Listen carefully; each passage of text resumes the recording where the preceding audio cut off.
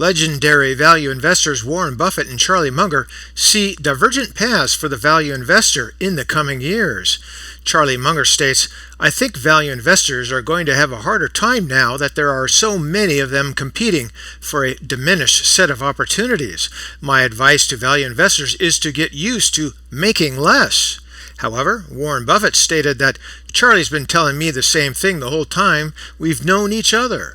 And they've known each other since 1959.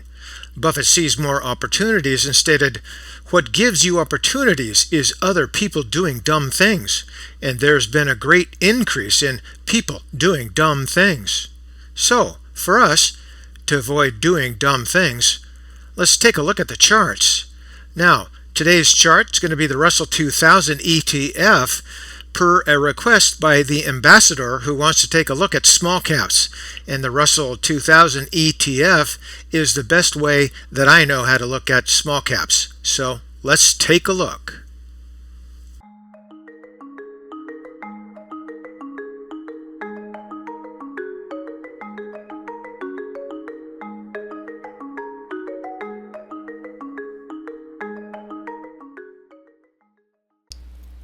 And we're now looking at a 10-year monthly chart on the iShares Russell 2000 ETF, and the symbol in the upper left is IWM.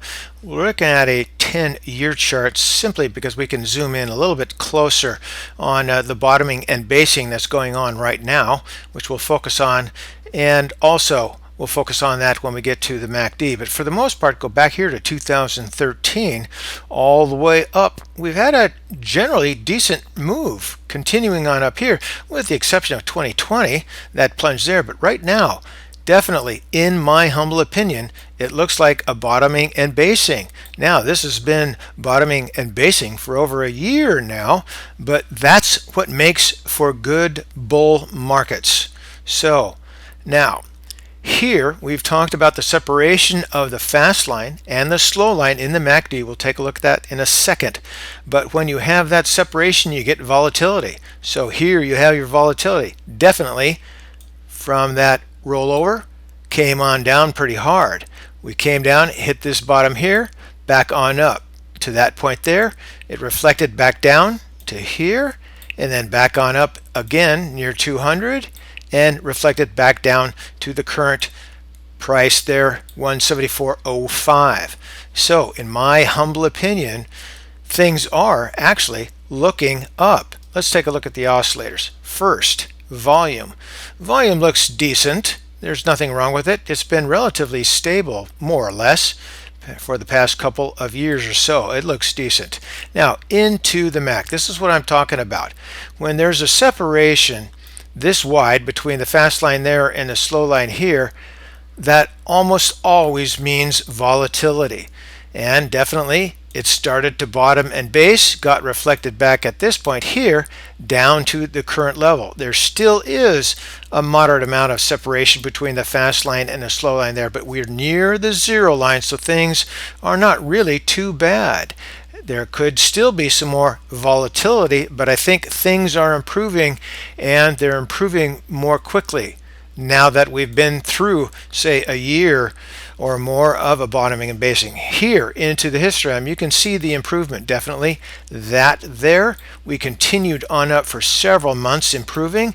We've gone flatline or sideways here in the last 4 months, but I think things are going to start shrinking, moving on up to that zero line. So there's going to be improvement in the next few months. So watch that. You have the time to take a look at individual stocks. So use your time wisely. Bottoming and basing here in the price rate of change, definitely, and you can see the sawtoothing of the fast line brought it up above the slow line, and it looks like we're there now. I think we're just going to sawtooth our way on up in the next few months or so. Same thing in the RSI. Look, you had a bottom there in early mid 2022. Things have been improving since then, and I've been talking about this since then.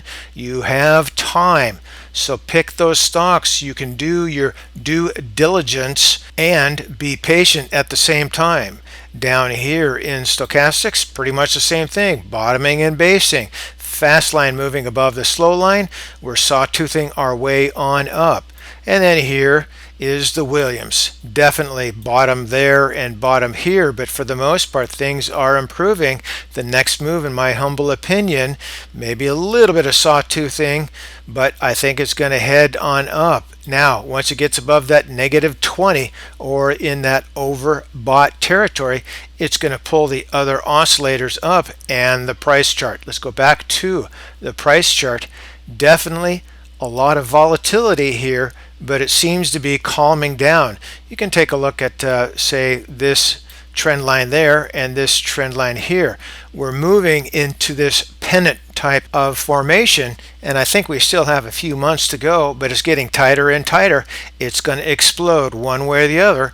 My bet is in a few months it's going to head on up. So use your time wisely. Conduct your due diligence, because the risks are all yours. ChewDog out.